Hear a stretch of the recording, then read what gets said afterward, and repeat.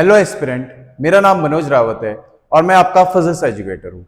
और आज हमने पहला चैप्टर किया है उस पे बेस्ड कुछ नीट के, जेई के और कुछ एडवांस के क्वेश्चन करने वाले हैं। तो आज हम क्या लगाएंगे, क्वेश्चंस लगाएंगे किस पे, इलेक्ट्रिक फील्ड और फोर्स पे, जो हमारा पहला चैप्टर है किसका, हमारा इलेक्ट्रोस्टैटिक का। ठीक है, तो आज हम कुछ क्वेश्चंस करने वाले हैं। तो क्या है वो क्वेश्चन, स्टार्ट करते हैं। तो जो हमारा पहला क्वेश्चन है,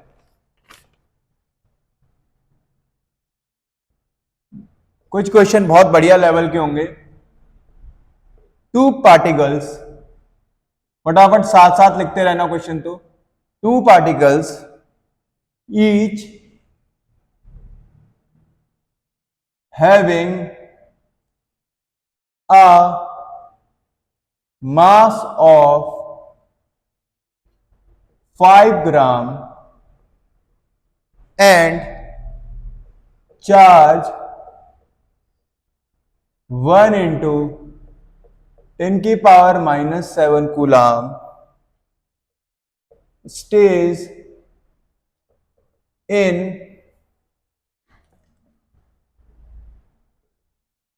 limiting equilibrium on a horizontal table. On a horizontal table with a separation of 10 centimeter between them. Okay, the coefficient of friction, coefficient of friction को किससे डिनोट करते थे 11th क्लास में, म्यू से। थोड़ा बहुत 11th का कॉन्सेप्ट भी यूज हो रहा है। Between each particle and the table is same. तो हमें क्या निकालना है, फाइंड द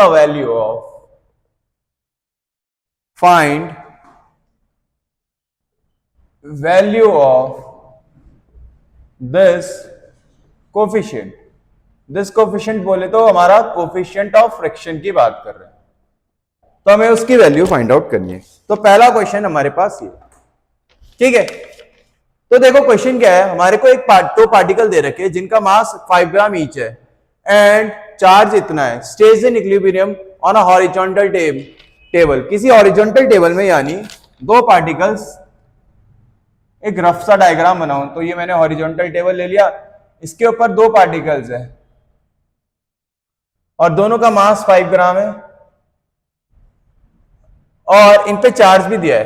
अब चार्ज पॉजिटिव है दोनों पे, तो ऑफकोर्स ये होता है, अगर मैं इस पार्टिकल की बात करूं, दोनों के लिए बात कर सकता हूं लेकिन मैं इस पार्टिकल को कंसीडर करूं, तो ये इस पे क्या मारेगा, एक रिपल्सिव फोर्स मारेगा। मैंने उसे मान लिया एफ आर फोर्स, या एफ आर के बदले एफ ई, इलेक्ट्रोस्टैटिक फोर्स। और क्योंकि हमें पता है ये जो हमारा टेबल है ये स्मूथ नहीं है, ये रफ है, तो इस पे एक फ्रिक्शन लगेगा। तो तुम्हें पता, अगर इस पे ऐसी मूवमेंट आएगी इस तरफ, तो फ्रिक्शनल फोर्स कहां को लगेगा, उसके अपोजिट, तो फ्रिक्शनल फोर्स अपोजिट लगा। ठीक है, हमें क्या बताना है, इस जो हमारा टेबल और जो ये हमारा क्या है, चार्ज है, पार्टिकल है, इसके बीच में जो कोफिशिएंट ऑफ फ्रिक्शन है उसकी वैल्यू निकालनी है। तो कॉन्सेप्ट क्या लगा, क्योंकि ये बैलेंस में है तो इलेक्ट्रोस्टैटिक फोर्स किससे बैलेंस कर रही होगी, फ्रिक्शनल फोर्स को। कॉन्सेप्ट बस ये लगा। अब तुम्हें अगर फ्रिक्शनल फोर्स का फॉर्मूला याद है तो ये क्वेश्चन आसान है। इलेक्ट्रोस्टैटिक का तो हमें पता ही है क्या होता है, K Q1 Q2 upon R square. Frictional force का हमारे पास फॉर्मूला होता है म्यू इंटू आर। आर होता है रिएक्शन फोर्स। रिएक्शन फोर्स किसके बराबर होता है, आर जो टेबल ने मारा होगा और जो आर किसके बराबर होगा, उसके वेट mg के बराबर। तो अगर मैं इसे सॉल्व करूं तो k की वैल्यू कितनी होती है, 9 इंटू 10⁹, Q1 Q2 दोनों सेम है, स्क्वायर करना है Q1 इंटू Q2, तो 1 इंटू 10⁻⁻14 हो जाएगा, दो बार लिख दिया Q1 Q2। आर उनके बीच की दूरी कितनी दी है, सेपरेशन हमें 10 सेंटीमीटर है, मीटर में करेंगे तो कितना आएगा, 10 को 100 से 0.1 या 1 इंटू 10 की पावर -1 का स्क्वायर करना है, आर स्क्वायर है तो 10 की पावर -2 हो जाएगा, इक्वल टू म्यू निकालना है, आर किसके बराबर है, मैंने बोला mg, उसका मास कितना है 5 ग्राम, तो केजी में करेंगे तो 5 इंटू 10 की पावर -3, बस हमें म्यू की वैल्यू निकालनी है, सॉल्व कर देते हैं, तो ये कितना आएगा 9 -2 पर जाके +2, 11 में से -14 गया -3, ये हमारा डिवाइड में जाएगा, कितना आ जाएगा 5 इंटू 10 की पावर -3, कोई दिक्कत, अच्छा म्यू हमारे को होता है ये आर एम जी के बराबर होता है, तो ये तो मास है, जी से भी मल्टीप्लाई करना पड़ेगा तो 10 से भी कर दिया, जी को मैंने 10 ले लिया, 9.8 होता है, बट अप्रॉक्स करके हम निकाल लेंगे, तो तुम भी पेपर में ऐसे ही करना, अगर मान लो 9.8 भी है और थोड़ा सा हार्ड हो रहा है उससे, तो क्या ले लो 10 ले लो, तो कितना आ जाएगा, -3 कैंसिल,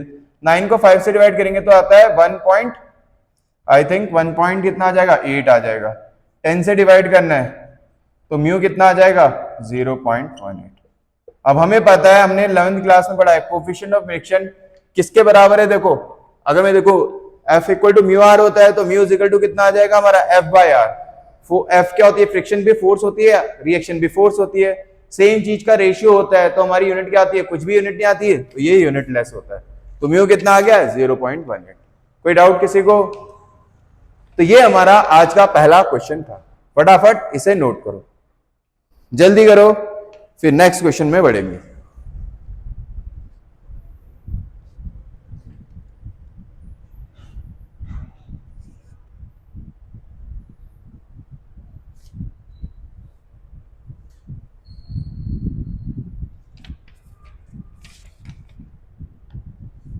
जल्दी नोट करना।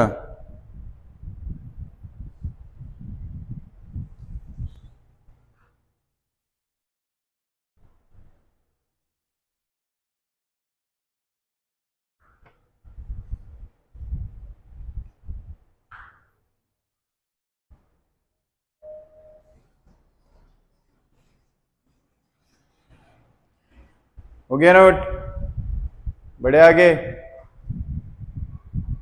कॉन्सेप्ट समझना है मेन, आगे नहीं आ समझ आया, कॉन्सेप्ट समझ आना चाहिए, चलो नेक्स्ट क्वेश्चन में, वीडियो पॉज करके देख लेना नहीं तो बाद में, ठीक है।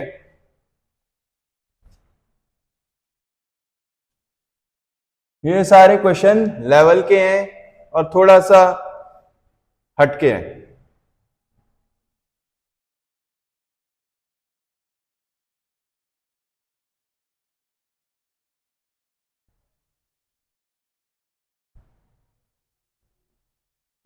नेक्स्ट क्वेश्चन, हमारे पास अगला क्वेश्चन है, a charge particle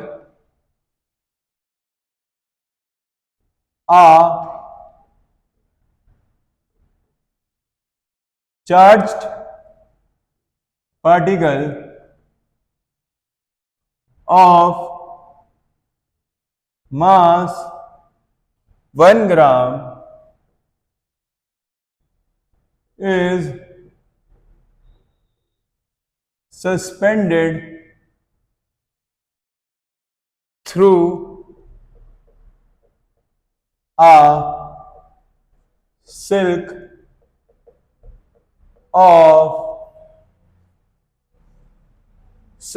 of length, silk thread है वो, of length 40 centimetre in a horizontal, साथ साथ लिखते रहो, horizontal electric field of 4 into 10 की power 4 newton per coulomb, if the particle stays at a distance of 24 centimetre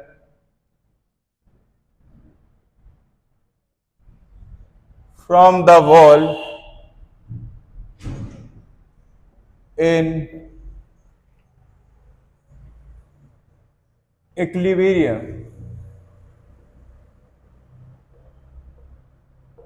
Find net charge on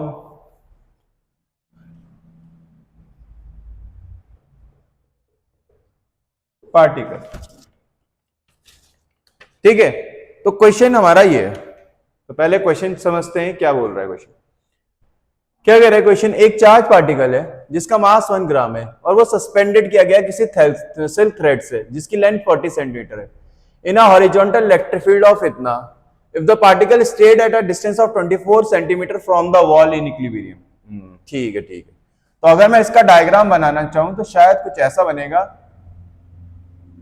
हमारे पास ये wall बना ली और जो ये हमारे पास क्या है चार्ज पार्टिकल है वो इस वॉल से किसी पर्टिकुलर दूरी, कितनी दूरी पे, कितना सेंटीमीटर था, 24 सेंटीमीटर पे इक्विलिब्रियम पे।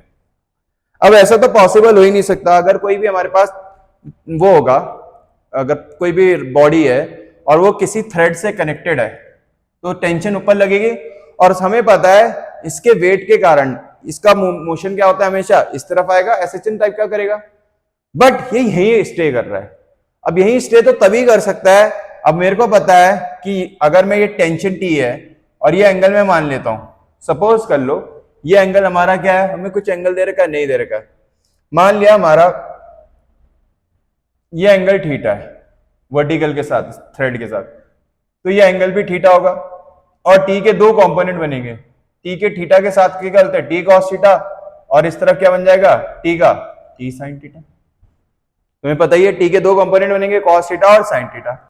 अब टी साइन थीटा के कारण ये इस तरफ आ रहा होगा, बट ये आ नहीं रहा है, इधर ही रुक रहा है। मतलब यहाँ पे कोई फोर्स इसके अगेंस्ट लग रही होगी, और वो क्यों लग रही होगी, क्योंकि मेरे को गिवन एक हॉरिजॉन्टल इलेक्ट्रिक फील्ड लग रही है। तो हॉरिजॉन्टल इलेक्ट्रिक फील्ड अब ऐसे भी लग सकती थी, ऐसे भी।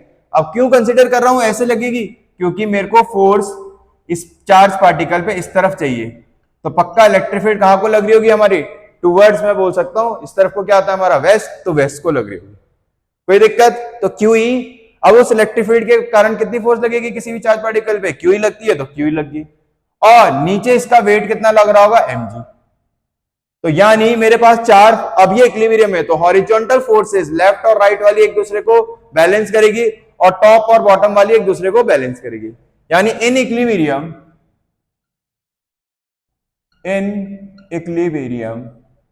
मैं बोल सकता हूं T sine theta, T sine theta किसे बैलेंस कर रहा है, क्यू ई को, और टी कॉस थीटा किसे बैलेंस कर रहा है, mg को।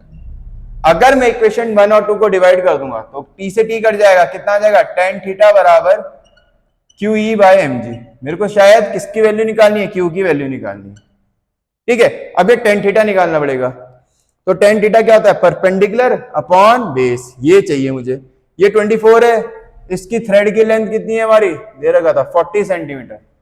तो पाइथागोरस से हम ये निकाल सकते हैं। तो इस लेंथ को मैंने मान लिया ए बी, तो ये ए बी कितनी आ जाएगी, मैं यहां निकाल रहा हूं, hypotenuse square minus perpendicular square. तो हाइपोटेन्यूज है 40, 40 का स्क्वायर कितना होता है 1600, माइनस बेस, बेस का स्क्वायर 20 का स्क्वायर कितना होता है 576। इन्हें माइनस करूंगा तो कितना आ जाएगा 1024, और 1024 किसका होता है, तो हमें याद है 30 तक, 1024 किसका होता है हमारा 32, 50 तक स्क्वायर याद होने चाहिए, तभी तुम आसानी से कैलकुलेशन कर सकते हो। तो ये 32 आ गया। तो tan थीटा क्या होगा, परपेंडिकुलर 24 अपॉन बेस मेरा 32 आ गया, equal to q e by mg। मेरे को किसकी वैल्यू निकालनी है, क्यू की, तो क्यू कितना आ जाएगा, ये कट के कितना आएगा 3/4, तो 3/4, m ऊपर जाएगा, मास कितना दिया है इसका, दे रखा है 1 ग्राम, तो 1 इंटू 10 की पावर -3। जी आसान करने के लिए 10 ही ले लिया, और डिवाइड में क्या जाएगा, इलेक्ट्रिक फील्ड। इलेक्ट्रिक फील्ड कितनी थी हॉरिजॉन्टल, 4 इंटू 10 की पावर 4। कितना आएगा ये सॉल्व करके? 3 2 2 जा 2 5 जा, तो 15/8, ठीक है, और +4 पर जाके -4, तो कितना आ गया? 10⁻⁻7। तो अगर मैं 15/8 को सॉल्व करूं तो 8 1 जा 8, 7 0, 8 8 जा 64, सही है ना? 8 1 जा 8, 7 0, 8 8 जा 64, 6 0, 8 7 जा 56, 4 0, 1.875 इंटू 10⁻⁻7 क्या आ जाएगा? कूलाम। तो यानी चार्ज कितना आ गया हमारा? 1.875 इंटू 10⁻⁻7 कूलाम। तो ये इसका क्या होगा? आंसर होगा। कॉन्सेप्ट क्या था हमारा? ये यहाँ पे स्टे कर रहा था, स्टे तभी कर सकता है, देखो कोई चीज यहाँ पे रुक ही नहीं सकती, वो तो वापस आएगी, लेकिन वापस क्यों नहीं आ रही होगी? इस पे इलेक्ट्रिक फील्ड के कारण एक फोर्स लग रही है QE, जो QE होगी वो उसके T sin थीटा को बैलेंस कर रही होगी, जो T cos थीटा है उसे कौन? mg बैलेंस कर रहा होगा। अब मैंने इक्वेशन 1 और 2 को डिवाइड किया, tan theta equal to QE by mg है। tan थीटा की वैल्यू मैं इस ट्राइंगल से निकाल सकता हूं, परपेंडिकुलर अपॉन बेस, बेस निकालने के लिए पाइथागोरस हमारे पास है ही, पाइथागोरस से सब निकाला, यहाँ पे सारी वैल्यूज पुट करी, मेरा Q कितना आ गया? 1.875 इंटू 10⁻⁻7। तो ये हमारा क्या है? इस क्वेश्चन का आंसर। फटाफट इसे भी नोट करो जल्दी।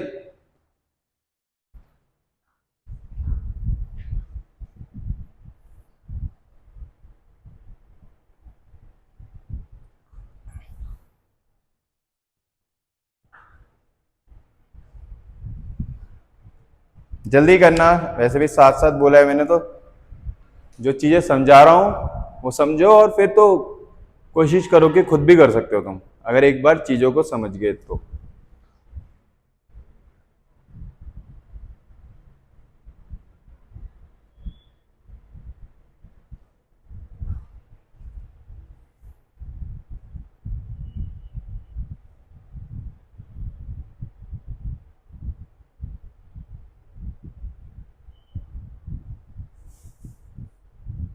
हो गया नोट? रब कर रहा हूं मैं, फिर जल्दी नोट करो।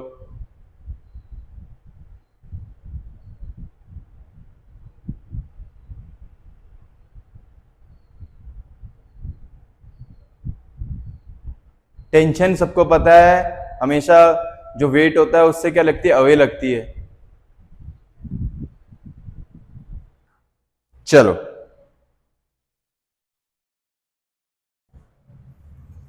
इनका नहीं हुआ, वीडियो पॉज करके बाद में आराम से देखना। तो ये हमारे 2 क्वेश्चन हो गए। अब नेक्स्ट क्वेश्चन पे आते हैं, जो कि हमारा इसी साल अप्रैल शिफ्ट में जेई मेंस में पूछा गया था, ठीक है?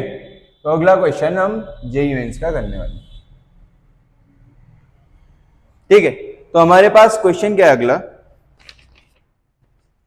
अ थिन हाफ रिंग, नोट करो, a thin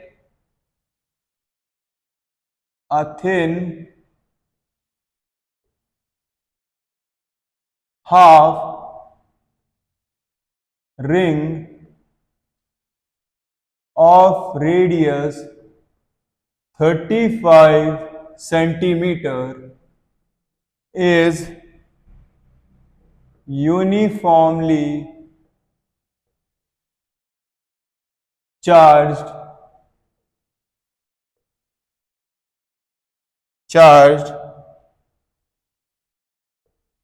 with a total charge of Q coulomb if magnitude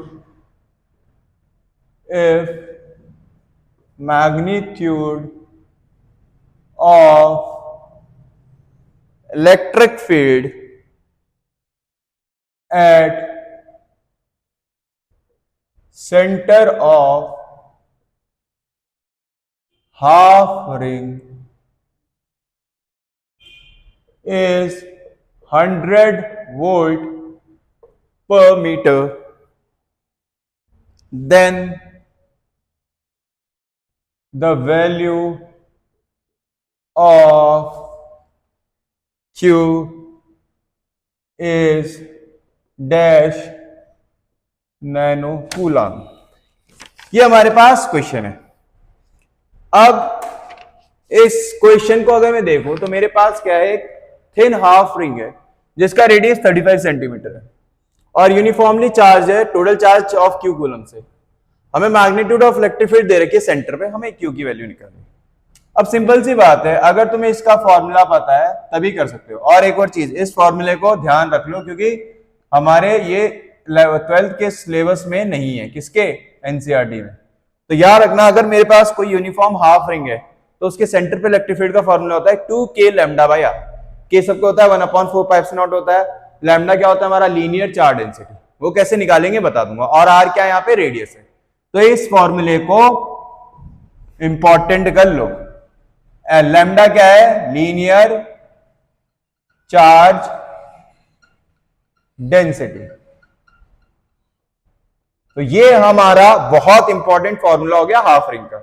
अब एक और कॉन्सेप्ट बता रहा हूं, अगर मान लो फुल रिंग होता तो फुल रिंग के लिए तो इलेक्ट्रिक फील्ड सेंटर पे 0 आती है। क्यों आती है, थोड़ा सा समझे। अगर मेरे पास फुल चार्ज रिंग होती तो इलेक्ट्रिक फील्ड 0 होती है सेंटर पे। क्यों, क्योंकि यहां वाला जो चार्ज है उसकी इलेक्ट्रिक फील्ड इधर को आती, इधर वाले की इधर आती, ऐसी इधर वाले की इधर आती, इधर वाले की इधर आती। यानी ये एक दूसरे को क्या कर देता है, कैंसिल कर देते हैं। यानी नेट इलेक्ट्रिक फील्ड सेंटर पे 0 आती। किसके लिए, हाफ फुल रिंग के लिए। लेकिन हाफ रिंग के लिए ऑफ कोर्स आते, कोई कैंसिल करने वाला नहीं है। तो इलेक्ट्रिक फील्ड कितनी आ जाएगी, 2k लैम्डा बाय आर। इस फॉर्मूले को याद रख लो। तो हमारे पास क्या निकालना है, हमें क्या निकालना है, चार्ज निकालना है। तो 2 इंटू के वैल्यू लिख सकते हैं हम 1/4πε0 इंटू आर है। और लैम्डा क्या होता है हमारे पास में, चार्ज पर यूनिट लेंथ। अगर हाफ रिंग होगी तो उसका ऑफ कोर्स ये बात है, जो लेंथ होगी वो क्या होगा, उसका आधा सर्कमफ्रेंस। पूरे सर्कल का सर्कमफ्रेंस होता है 2 पाई है, तो हाफ रिंग का कितना हो जाएगा, पाई आर हो जाएगा, इक्वल टू ई।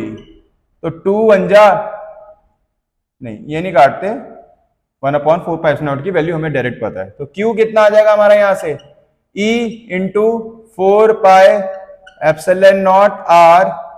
ठीक है, R तो 2 बार आ गया, तो पाई आर स्क्वायर और डिवाइड में क्या आ जाएगा, 2 आ जाएगा। कोई दिक्कत। E की वैल्यू मेरे को गिवन है, कितनी है भाई, 100 वोल्ट पर मीटर।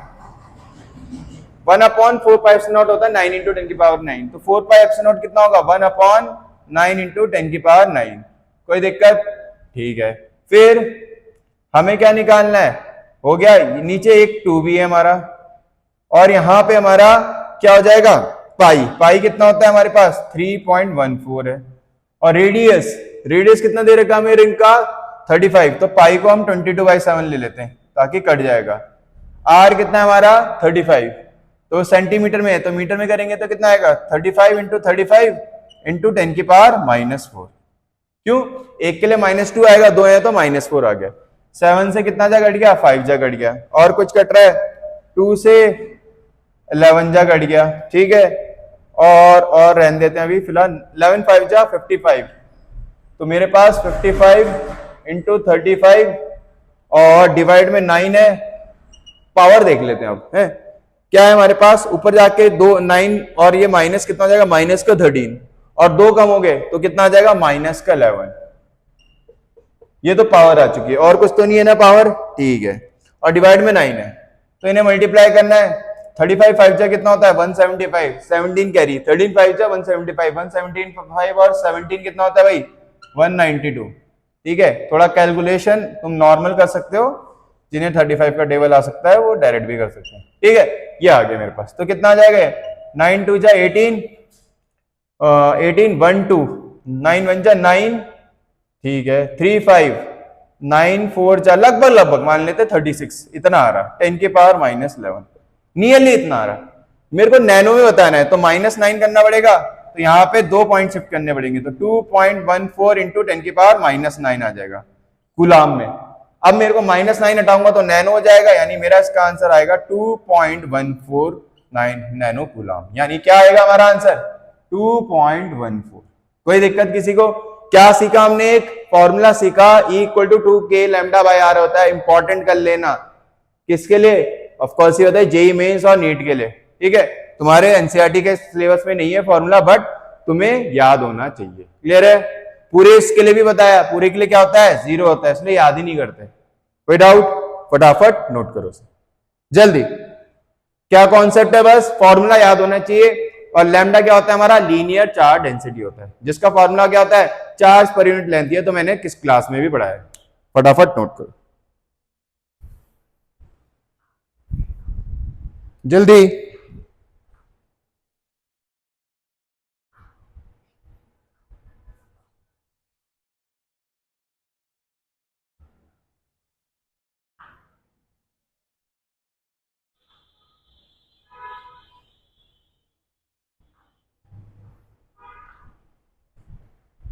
ये जेई मेंस का था, इसी साल का, अप्रैल शिफ्ट का।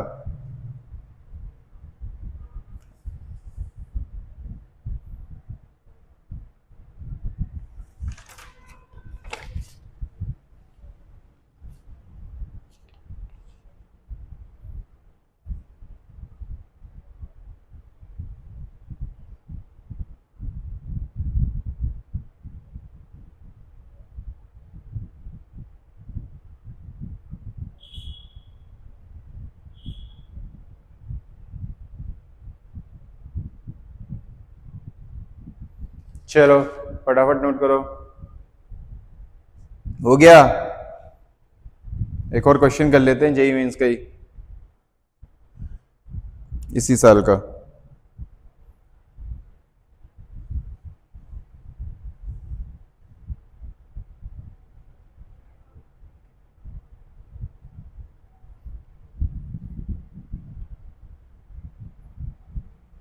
नोट हो गया? चलो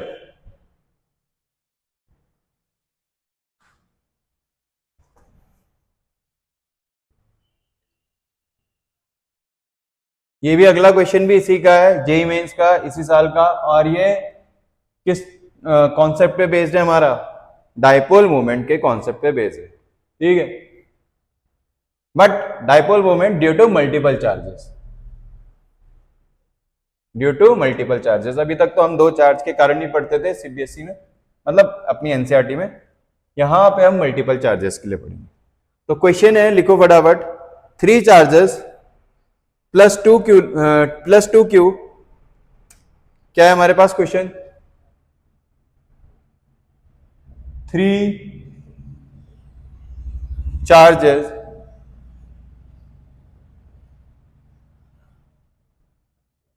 plus 2Q comma 3Q and minus 4Q are situated at 0 comma minus 3a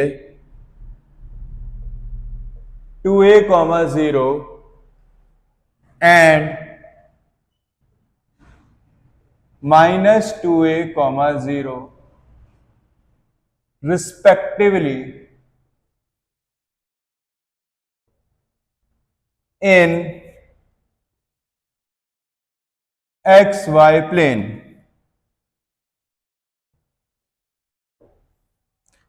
The resultant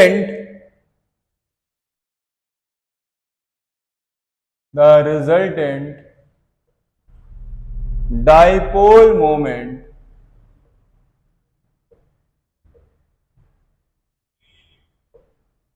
about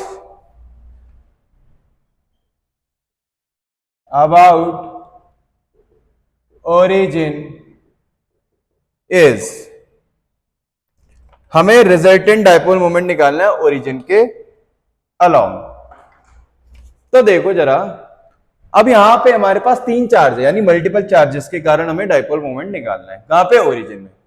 तो इसके लिए हम एक नया कॉन्सेप्ट समझेंगे कि अगर मेरे को मल्टीपल चार्जेस के कारण नेट डाइपोल मोमेंट निकालना होता है, तो हम उसका फॉर्मूला होता है summation of P I R आई। और मतलब सबमिशन बहुत जितने भी होंगे उनका पीआई आर आई कर देना। अब अगर मैं बात करूं जो पहला डाइपोल मोमेंट है, अब पी सबको पता है ना, सॉरी डाइपोल मोमेंट ही तो बताना है, तो सबमिशन ऑफ पीआई बोलेंगे और यहां पे बोल सकते हैं हम क्यू आई इंटू आर आई। हमें पता ही है फॉर्मूला क्या होता है डाइपोल मोमेंट का, क्यू इंटू आर। तो क्यू इंटू डिस्टेंस मतलब जो भी उनके बीच में होता है। तो मेरे को ओरिजिन के अलोंग निकालना है, किसके अलोंग निकालना है, ओरिजिन के। तो अगर मैं देखूं ओरिजिन के रिस्पेक्ट में पहले के में क्या निकालूं, वेक्टर फॉर्म निकालूं, उसका पोजीशन वेक्टर निकालूं, तो कितना आएगा 0 i cap minus 3a j cap, क्योंकि हमारा एक्स वाई प्लेन है तो ऑफकोर्स ये होता है i और j आएगा। अगर मैं r2 वेक्टर की बात करूं, position vector of second, position vector इसलिए बोल रहा हूं बिकॉज अबाउट ओरिजिन है। अबाउट ओरिजिन अगर हम किसी का भी दूरी निकालते हैं, पोजीशन बताते हैं, वो क्या कहलाता है, उसका पोजीशन वेक्टर। R2 की बात करूं तो कितना हो जाएगा 2a i cap plus 0j cap, और तीसरा R3 वेक्टर कितना हो जाएगा माइनस 2a i कैप और प्लस 0j कैप आ जाएगा। कोई दिक्कत? तो जो नेट डाइपोल मोमेंट P बनेगा, Q पहले का कितना है 2Q को किससे मल्टीप्लाई करना है, उसके डिस्टेंस से, तो 0i minus 3a j cap. दूसरे की बात करूं तो उसका कितना है प्लस 3Q और उसका पोजीशन कितना है 2a i cap plus 0j cap. और लास्ट की बात करूं तो उसका कितना है हमारा माइनस का 4Q, दिख रहा है माइनस 4Q, और उसका पोजीशन वेक्टर कितना है हमारा माइनस का 2a i cap plus 0j cap. कोई दिक्कत? बस अब हमें इसे सॉल्व करना है। तो ये तो 0 है, ये इसके साथ आएगा, कितना आ जाएगा माइनस 6QA j कैप, ये इसके साथ आएगा तो प्लस का 6QA i कैप, और ये माइनस माइनस प्लस 4 2 जा 8 QA हमारा क्या आ जाएगा i कैप। तो ये हमारा इसका क्या हो जाएगा आंसर हो जाएगा। अब हम इसमें चीजें कॉमन ले सकते हैं, तो कॉमन ले लेंगे हम, कितना आ जाएगा हमारे पास डाइपोल मोमेंट, क्या कॉमन ले सकते हैं हम इनमें से QA, ठीक है। अच्छा i और i तो 2 बार आ रहे हैं हमारे, तो i और i ऐड कर लेंगे तो कितना आ जाएगा, पहले तो दोनों में से क्या कॉमन ले लेंगे 6 नहीं आएगा अभी, पहले तो हम लिख लेते हैं माइनस 6QA j कैप, और ये 8 और 6 14QA i कैप आ जाएगा। दोनों में से क्या कॉमन आ जाएगा QA आ जाएगा, तो यहां से बचेगा 14 का i कैप माइनस 6 का j कैप। तो ये हमारा डाइपोल मोमेंट होगा। डाइपोल मोमेंट की यूनिट क्या होती है कूलाम मीटर। तो हमने क्या करा, पहले सबके पोजीशन वेक्टर निकाले, और मेरे को पता है डाइपोल मोमेंट का फॉर्मूला Q इंटू आर होता है, तो Q इंटू आर कर दिया। सबका Q पता था, पोजीशन वेक्टर मैंने निकाल लिया। अब मैंने जब इन्हें सबको सॉल्व किया तो ये कितना आ गया मेरा माइनस 2 3 जा 6 QA j कैप, यहाँ पे 3 2 जा 6 QA i कैप, और यहाँ पे भी प्लस का, क्योंकि 2 तो हमारे i वाले हैं, बाकी एक में ही हमारा y है। तो हमारा आंसर कितना निकल के आ गया, ये निकल के आ गया। तो ये भी हमारा इसी साल किसमें आया हुआ है, जेई मेंस में आ रहा था। तो आज के लिए इतना ही, और कल हम क्या करेंगे, अपना नया क्या करेंगे चैप्टर स्टार्ट करेंगे, potential and capacitance. Thank you.